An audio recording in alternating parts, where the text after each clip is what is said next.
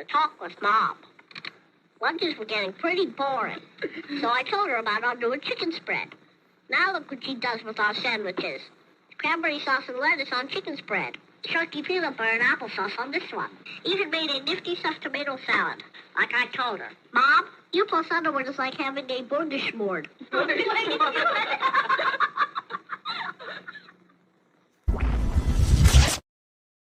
Bluffing. We go forward with it. Look, as far as I'm concerned, when we are faced with an existential threat, we have the right to use any and all weapons in our disposal to eliminate that existential threat.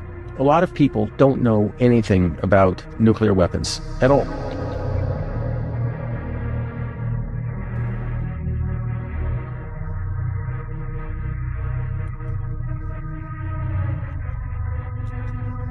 We have the right to use any and all weapons in our disposal.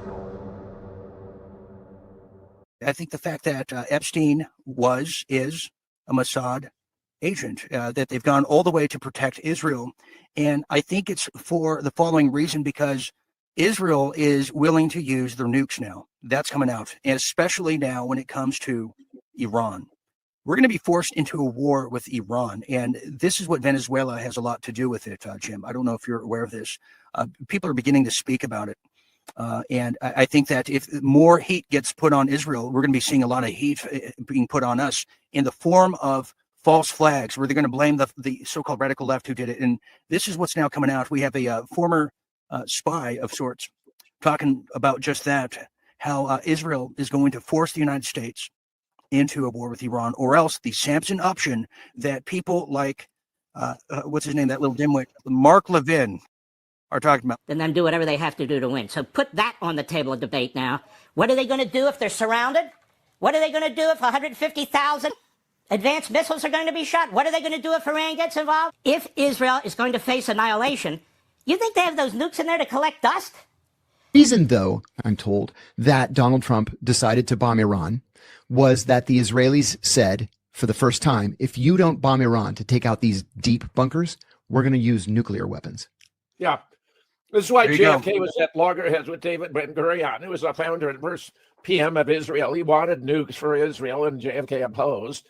This is why they threw in on the assassination. Others were representing CIA, the Joint Chiefs, the Mafia, the anti-Castro Cubans, the Texas oil men, the Eastern establishment surrounding the Fed. Lyndon Johnson himself had a personal hitman who murdered a dozen people for Lyndon, including one of his own sisters. Israel has done a lot of dirty shit to the United States, Dean, and we should no longer let them get away with it.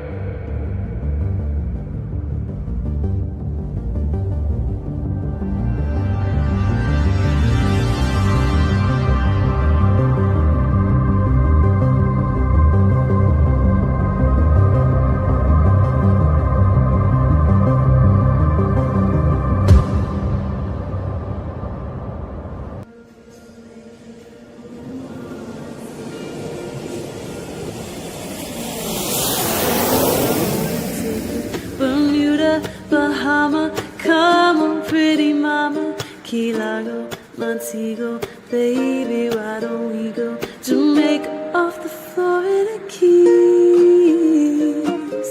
There's a place called Kokomo, that's where you wanna go to get away from it all. Bodies in the sand, tropical drink melting in your hand. We'll be falling in love to the rhythm of a steel drum band, way down in Kokomo.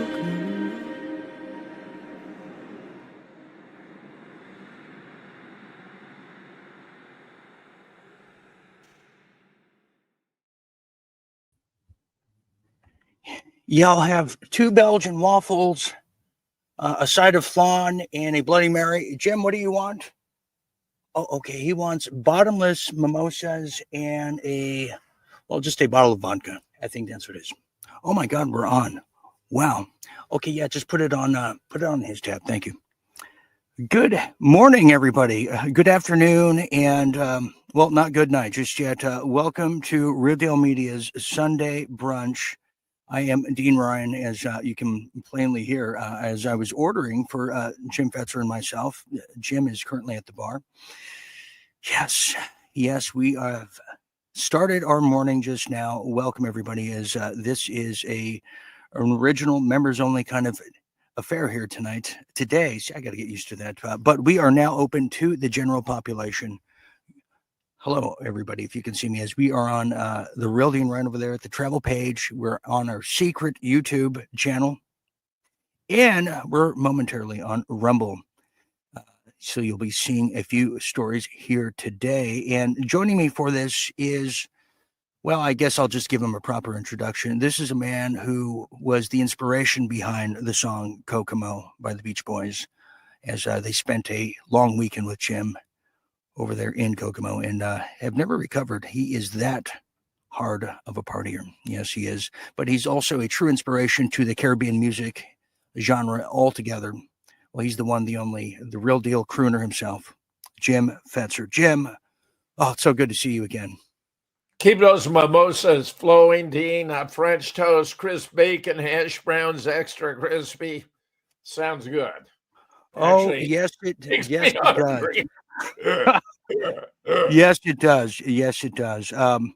Well, as you heard there, Jim, and that's our little clips that we're putting out as the spy who wanted to just shag us all here in the United States is now shagging Mike Huckabee. That's why we aired that little piece there that you saw.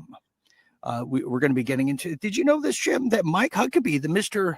Harmless, I just played the bass guitar, is rubbing elbows with like one of the most deadliest Israeli spies now. Jonathan Pollard. Yeah, Jonathan Pollard. Huckabee's a Christian Zionist, which requires a certain kind of cognitive incompetence, because the Zionists want to murder all the Christians. So are the Christians supporting the Zionists? Dean, it's very difficult for me to reconcile. But yes, it is. Yes, it is. And how about that? Look at Jim's new glasses right by his name. Isn't that lovely? We're going to get him that pair. Anyways, Jim, you're absolutely correct. I can't argue that. So it makes no sense. So we're going to be getting into that. And also we have Tangerine Dream, one of our members, saying, starving now. Yeah, me too. We have Film TV Biz saying, see, Jim's talking English breakfast too. Yeah, he is. He does it quite often. And he also says, rye toast was the thing I picked up from my aunt in Boston. I love rye toast. I like rye toast. That's great. Yeah, love it. Yeah, I do too. So we're going to be talking about that. Jim, I have so many surprises for you today. I really do. That you just are unaware of, but that's what's the beauty of it. We're going to be talking about that, a little bit of the spies who loved us. We also have news that the Golden State Killer has been caught. One of the most prolific serial killers before the school shooters took over their business. Yeah, the industry's now dead, so we'll see how they caught him. You won't believe it. Also, Candace Owens is back in the news, not necessarily for anything Charlie Kirk. This one is a true plot twist that only could happen to people like Candace Owens and, people like myself as well. So we'll be getting into that. Everything. We'll dive into the politicos a little bit. Also, and I told Jim this before we started here, and he is excited with a detective spirit, as you might have heard of the Natalie Wood cold case. Natalie Wood, the star, former wife of Robert Wagner, if I could say that. Well, Robert Wagner, who is 95, I didn't even know that. Well, he's made a deathbed confession, and we're going to see what that is, and we'll take some bets too. Yes, we will. And Jim might have a theory. We'll see if he's correct.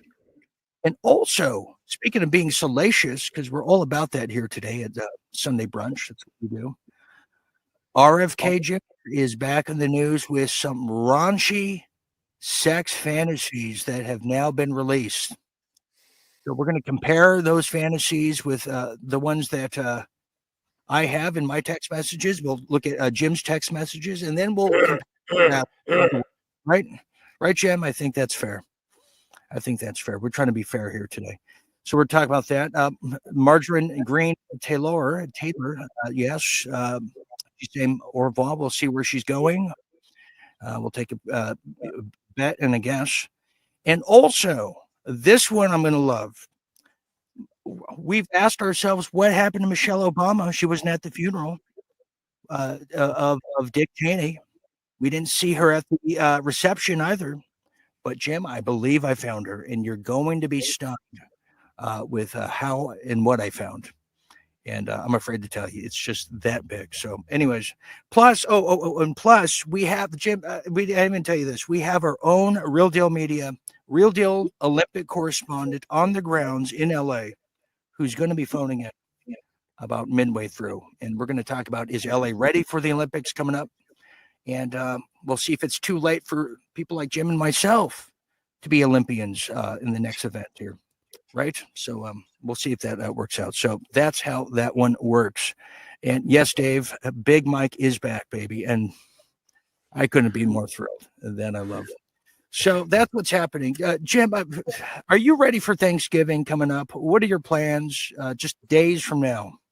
I'm going to spare Jan the taxing of the kitchen and take her out to a Thanksgiving buffet at a local supper club, Dean. It's all set.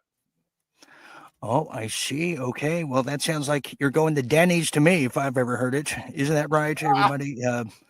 Yes, I think so. I think that's it.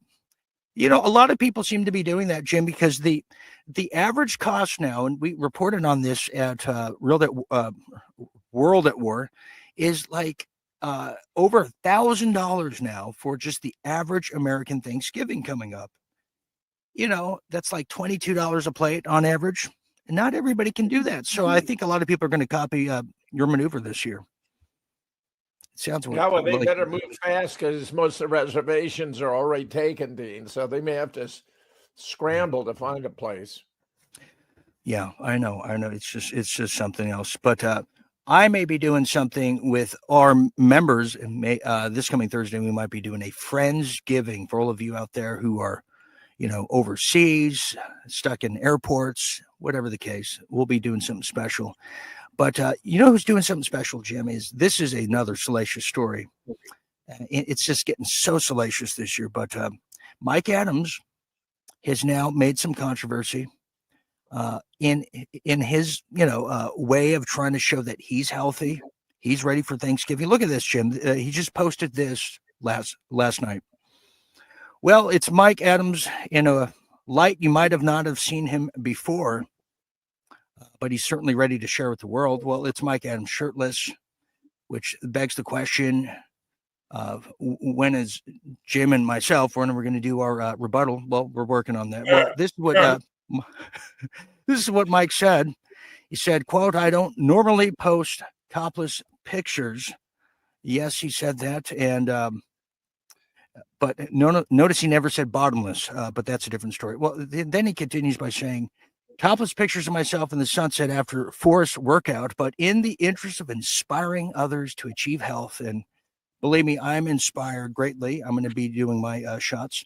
Well, he says that he thought he shared the picture along with his regiment. Look at this. Age 55 plus, which can't be him. That's a pure lie. But anyways, 0 miracle jabs, 0 prescription medications, no doctor checkups, no seed oils or toxic processed foods, no missed sick days ever, no gym membership, no flu shot ever, no toxic personal care products, laundry detergents, no drugs, no psychedelics, no THC, no alcohol. And I'm thinking, my word, how is he still alive? Jim, isn't that inspiring to you? That is inspiring. That is inspiring. Until we got right down to the end, that was all with him. Yeah. And by the way, we're assuming he's wearing shorts. We're just assuming, but, probably not. Maybe just a maple leaf at this point. And we have Maddie Lynn saying the most organic human ever. Yes, he is. It is incredible. It is incredible. Okay, so that's what's happening there in some salacious. We'll come back to all of that. But let's talk about this now.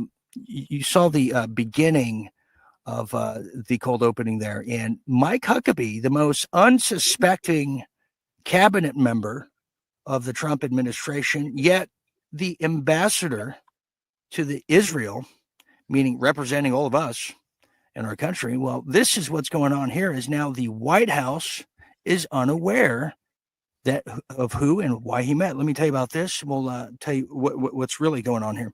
Well, here it is. The White House is now unaware that U.S. ambassador to Israel met with a convicted spy. Convicted spy. Is it because maybe Mike Huckabee is a spy himself? Just a thought. Just a thought. And I'm quite thoughtful. Well, here it is. Let me continue here now as the gentleman in question is convicted spy Jonathan Pollard, who was convicted, I believe, in the 1980s for giving secrets, nuclear secrets, to Israel, who then gave them to Russia. Yeah, he sat in jail for a long time until Trump let him out, I believe, in Trump 1.0. Well, the White House said it was unaware that the meeting took place earlier this year between the ambassador of the U.S. to Israel, Mike Huckabee, and Jonathan Pollard, a former U.S. Navy officer who was convicted of spying for Israel and jailed for decades. Now, speaking to reporters, somewhat recently, the White House spokesperson, Caroline Leavitt, said that while the Trump administration had no advanced knowledge of the meeting, the president stands by our ambassador, Mike Huckabee, in that and all that he's doing for the United States and Israel. Now, just to note, it's worth noting, Huckabee and Pollard met in July. No word if they were holding hands or not, or who was sitting on whose lap, but they met in July over there at the U.S. Embassy in Jerusalem, as revealed by the New York Times. And the meeting was reportedly not on Huckabee's official schedule and took place without any knowledge of the U.S. intelligence agencies. Now, the former U.S. Navy intelligence analyst, the treasonous traitor, Mr. Pollard, was tried and convicted in 1987 for passing thousands of highly classified U.S. materials to Israel in exchange for cash and gifts. He was sentenced to life in prison, the harshest punishment ever given to someone for spying for an ally. Now, Pollard served 30 years before being paroled in 2015 and moving to Israel in 2020. He is regarded by some in Israel as a hero. Now, the case badly stained and strained the U.S.-Israel relations at that time and still is seen as one of the most damaging breaches of classified information in all of U.S. history. Now, it remains unclear whether Huckabee sought Trump's approval before the meeting, but the CIA were, quote, alarmed by news of this meeting, according to sources who spoke to the Times who are familiar with the breach. Huckabee, as you know, is a staunch Israeli supporter, but now we can add a staunch Israeli spy, sycophant. Jim, where do we start on this one? What the Huckabee was he doing? Pollard is widely regarded as one of the most damaging spies in the history of the United States. The very idea that Trump would have pardoned him, which I understand he did at the request of Benjamin Netanyahu, who is monstrous. This is a heavy blow to the national security of the United States by letting someone who so seriously damaged our national security out at the request of Israel. I mean, this is just one more proof that the Donald is not really America first. He is Israel first. Huckabee just appears to be a mentally bewildered individual who can't think straight. And, you know, the idea he should be our ambassador to Israel is frankly a manifest absurdity. Yes, it is. And as you can see there, that is the spy within question. To the right, to our right and his left, that seems to be a very tall version of Anthony Weiner, just for starters right there. We think, it just kind of all blends and molds into one. But yeah, an egregious pardon, if you ask me, Jim. I mean, this is Trump didn't even pardon Roger Stone. He didn't even pardon Stuart Copeland Rhodes at all. And guys like that are getting the part. It just makes no sense to me whatsoever. Unless you realize Trump really is the obedient servant of Netanyahu, and then it all makes sense. He's doing exactly what Bibi wants. I hate to say it. I voted for this guy 3 times. I was a very strong supporter of Donald Trump, but in my opinion, in the end, he's not at all the guy he pretended to be on the campaign trail. Yeah, there's a lot of truth in that. And, as we reported that from our very own EU insider, Forsetti, who told us 2 years ago that Trump was Mossad. And I believed him, but not wholeheartedly. No one wants to believe that whatsoever. But speaking of Trump, he's now been hitting out just earlier today at Thomas Massie once again. Can you believe it? And this is what he's saying, and it's something to be heard. Are you willing to forgive Congresswoman Taylor Greene? Forgive for what? No, I just disagreed with her philosophy.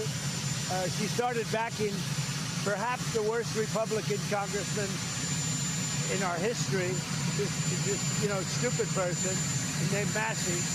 And I said, go your own way. And once I left her, she resigned because she would never have survived a primary. But I think she's a nice person. Okay. If I have to choose between Thomas Massie and Donald Trump, it's a no-brainer, frankly. Massie is a man of immense integrity. He cares about the United States. He really is an America First guy. The other one, I'm sorry, not so much. Yeah, I agree to that. And he's firing again at Marjorie, and we'll get to Marjorie in a minute, but Thomas Massie seems to be the affection of Trump's targets lately. And this is probably why that seems to be the case now, because Thomas Massie, Jim, I've never seen before. This is a man I met in person. Incredibly nice guy, very honest.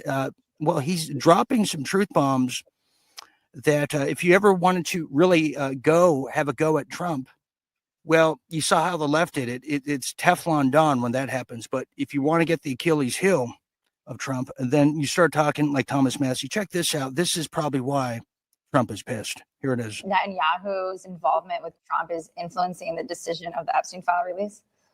I think Israel is influencing the Epstein file release because Israeli intelligence and our own CIA was wrapped up with Epstein. And so it would be embarrassing to our own intelligence agencies as well as Israel's intelligence agencies for all that to come out. And if you notice, there are a lot of bots online and people who are paid. Maybe they're not robots, but they are paid, and they're going after Marjorie and I uniquely. And I think it's because we are against the war that Israel has in Gaza right now. And we want that. So, yeah, that's a very good point. Thank you there, Thomas. Yeah, he's going against the war.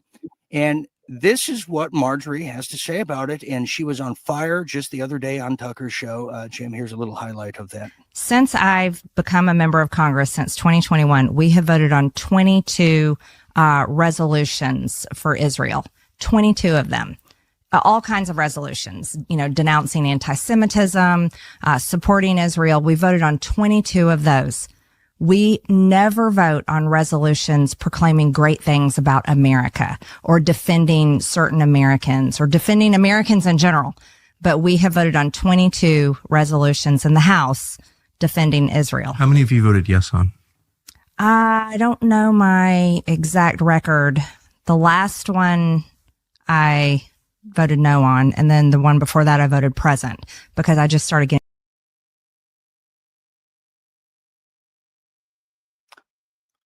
Well, I think we lost the we lost the video there, but yeah, so that's what she's talking about. And so she voted present, she voted no, she started waking up to it, just like we're waking up to the spy. And just so you know, the spy who sold us out, Mr. Pollard, well, when Trump gave him a pardon, well, this is what happened, and this is what his welcome home party, and remember, he's American, but this is what his welcome home looked like over there in Israel. Check this out. Look at this.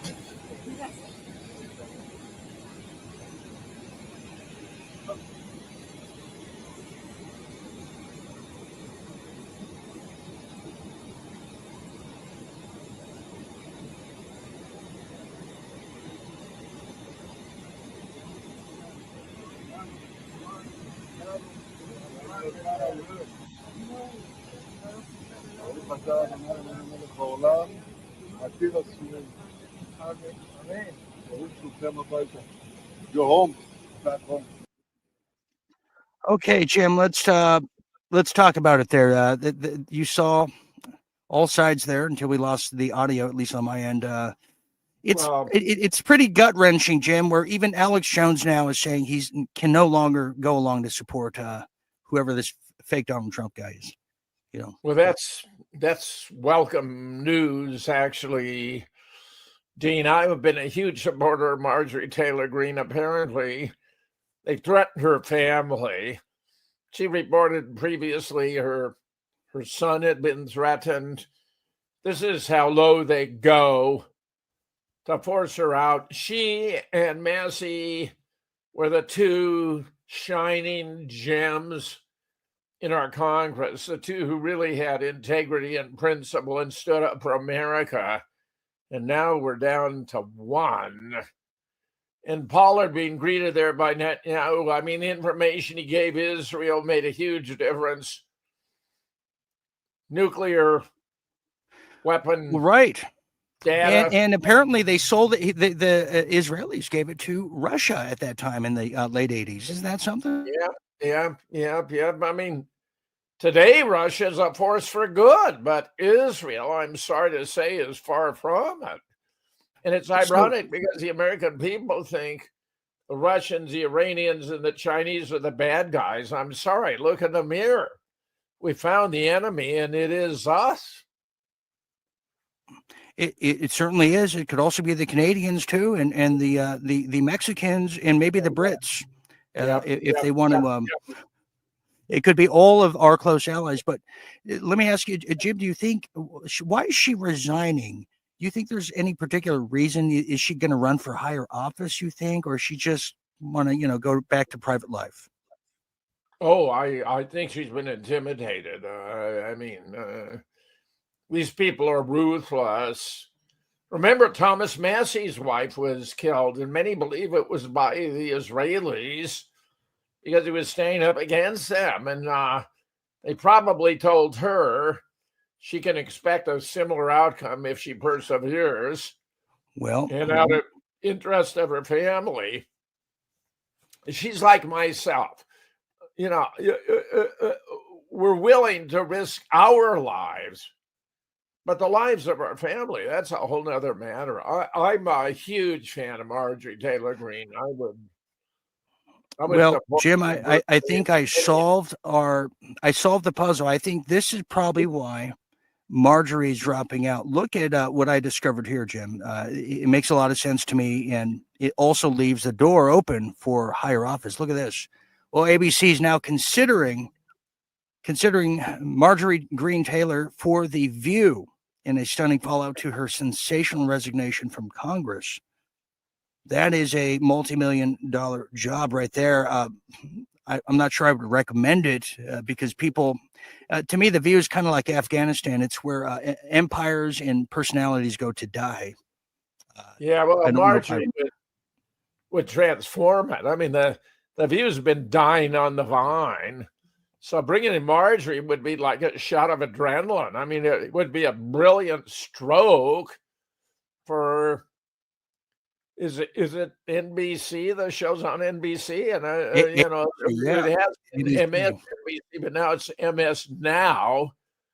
In any case, that would certainly keep her oar in the water, Dean. That's a really fascinating idea. Yes, it is. Here we have some people who are commenting and say the following. We have Sharon K.K. Curtindale says, the spy is not American. He is a criminal traitor. You hear Benjamin Netanyahu saying, you are home. Yes. Yeah, I mean, but technically he's American citizen. I don't know. He's a dual citizen, Dean. Okay. And dual citizens should never be allowed in policy shaping or decision-making positions in the government. Now, he apparently was a naval officer. He was in a position to have access to nuclear secrets, and he betrayed the nation.